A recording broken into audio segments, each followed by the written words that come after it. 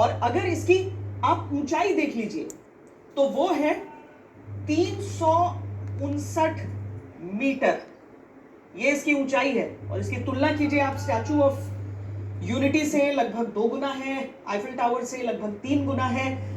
इसमें कुल 17 पिलर हैं। साथ ही इसकी जो लागत है वो भी अपने आप में बहुत अहम होती है, क्योंकि जब आप भारत की बात करते हैं, भारत के इंफ्रास्ट्रक्चर की बात करते हैं, भारत में कोई भी नई चीज बनती है तो उसमें कॉस्ट इफेक्टिवनेस जरूर देखा जाता है उसमें। और 1486 करोड़ रुपए ये इसकी लागत रही है। अब इसको हम एक और पैमाने से आपको समझाते हैं। इसका निर्माण इस हिसाब से हुआ है, देखिए कभी भी बहुत ऊंचाई वाली कोई जगह होती है, बहुत तेज हवाएं उस ऊंचाई पर होती हैं, और इसीलिए जो सरदार वल्लभ भाई पटेल की भी जो मूर्ति बनाई गई है गुजरात में केवड़िया में, वहां पर भी उसमें ध्यान दिया गया है कि जो तेज हवाएं हैं उसका उस पर कोई प्रतिकूल असर न पड़े। तो यहाँ पर तो ट्रेनें दौड़ रही होंगी, इस पर ट्रेनें दौड़ रही हैं, तो आपको हवाओं से और ज्यादा सावधान रहने की जरूरत है। लेकिन कुल जो 266 किलोमीटर प्रति घंटे की रफ्तार से हवाएं भी अगर चलेंगी तो उसको झेलने की क्षमता इस रेल ब्रिज के पास है। अब आ जाते हैं पाकिस्तान की तरफ। ये लिखने की भी मुझे जरूरत नहीं है, लेकिन फिर भी चलिए, ये बंदूक अपने आप में बता रही है अपनी पाकिस्तान की दास्तान।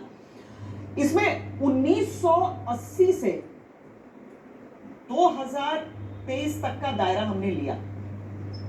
ये वो समय है जिसके बीच पाकिस्तान को सबसे ज्यादा लोन्स मिले, अलग अलग देशों से, संस्थाओं से। लोन्स क्यों मिले? मानवीय आधार पर मिले कि कुछ विकास हो जाए, लोगों का भला हो जाए वहां पर। लेकिन इस्तेमाल किस चीज के लिए किया गया है वो एक आंकड़ा आपको बताएगा। इस दौरान इनका जो हथियारों का आयात है वो 20% बढ़ गया।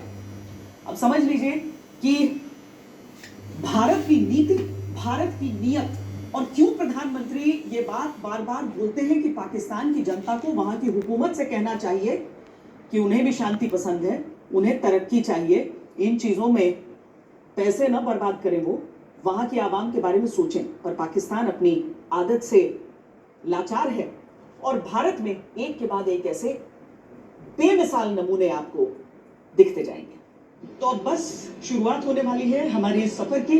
स्टेशन हम छोड़ने वाले हैं कटरा का, और सीधे श्रीनगर का रुख करने वाले हैं। जुड़ते रहेंगे आपके साथ बीच बीच में। अभी के लिए इतना ही। देश और दुनिया की बाकी खबरों के लिए आप देखते रहिए आज तक। Presented by